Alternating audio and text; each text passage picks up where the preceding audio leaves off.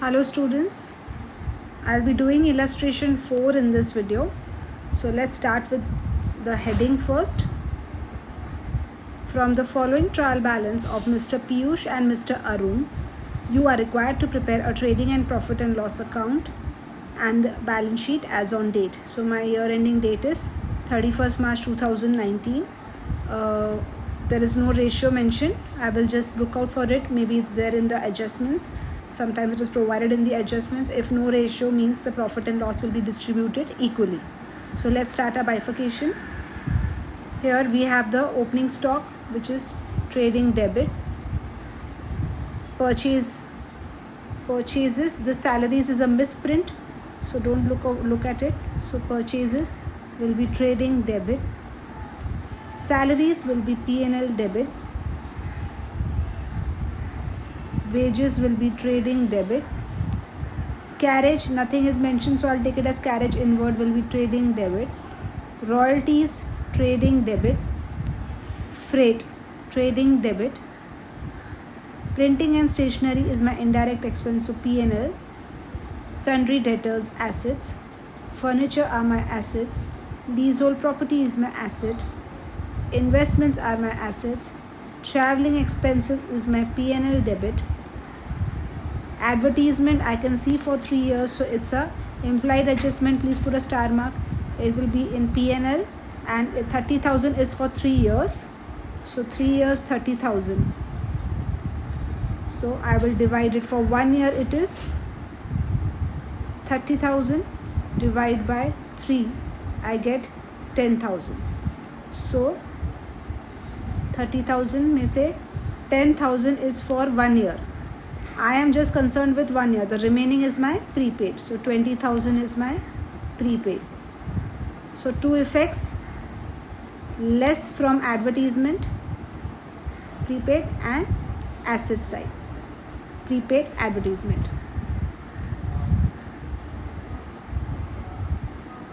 Okay, so I put a star mark and I've shown you the calculations down. This will go in P&L debit. Bad debts will be P&L debit. Discount allowed P&L debit. Cash in hand asset. Cash at bank asset. Fixed deposits asset.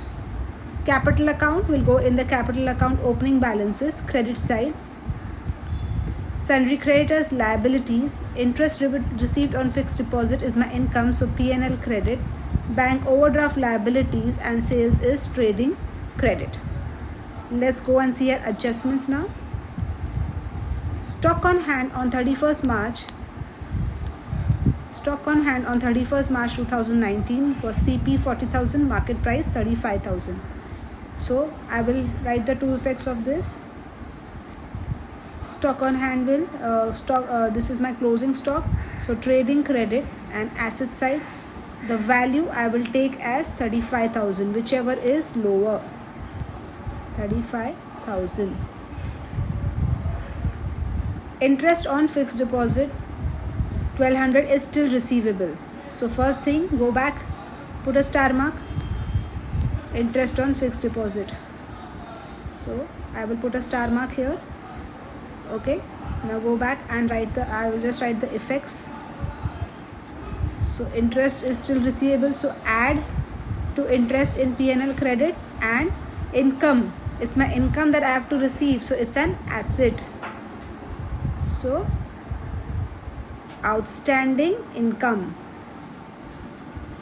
it's still an asset. You're going to get money. Third adjustment, provide RDD at 2.5% on sundry debtors. Let's go back and put a star mark at my sundry debtors. So here are my sundry debtors. So I put a star mark here. So now go back, and so what are my sundry debtors? 43,000. So let's calculate 43,000 ka 2.5%. So 43. Even before that, just have a habit of watching out the other adjustments. My other adjustments are depreciation and goods destroyed by fire. Nothing related to debtor. So I can proceed with calculating my RDD. So 43,000 into 2.5 upon 100.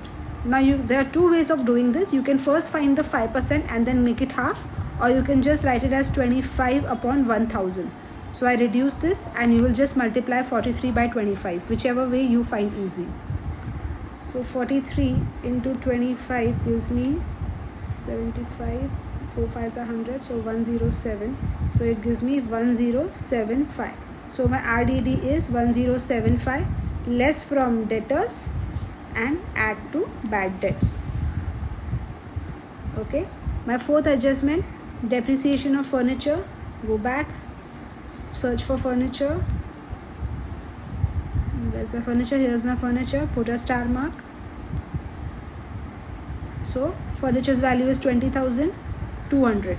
So I will calculate the depreciation. Depreciation less from furniture and P&L debit. 5% of 20,200, which will give me 1010. Last adjustment, goods of 8,000 destroyed by fire. Goods of 8,000 destroyed by fire, and insurance company admitted the claim of 6,000 only. So remember, this we have done last year. 8,000 destroyed by fire. So this whole thing will go in trading credit. Trading credit 8,000. Insurance company admitted the claim. So the second effect, it will be split into two parts. So what is my actual loss? My actual loss is 2,000. So actual loss 2,000, P&L debit, and insurance claim, I'm going to get the money. So it's a good thing. So it's my asset. So this is my asset. By now you know how to make the capital account. I will just prepare a rough one and I'll show you.